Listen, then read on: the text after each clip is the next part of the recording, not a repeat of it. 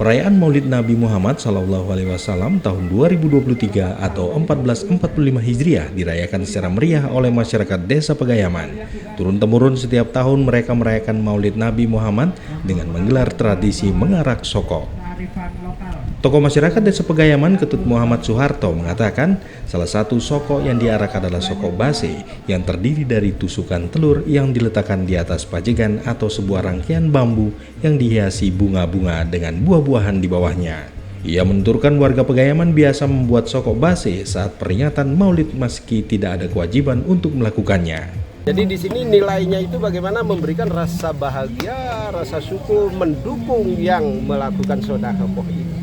Sebab itu prosesnya hanya setahun sekali kan adanya itu, bagaimana menghibur, memberikan rasa syukur itu juga dari para yang pelaku hadiah ini dengan menari ngarak. Jadi ngarak itu sebenarnya menari, cuman tariannya lebih banyak kepada jurus-jurus bela diri yang ada di Pegayaman.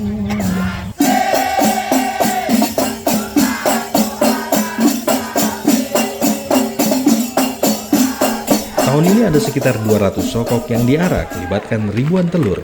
Peringatan Maulid di Desa Pegayaman juga diselingi dengan pertunjukan seke hadrah, atraksi silat, dan pawai budaya. Ini adalah arak-arakan sokok pertama setelah absen selama 3 tahun.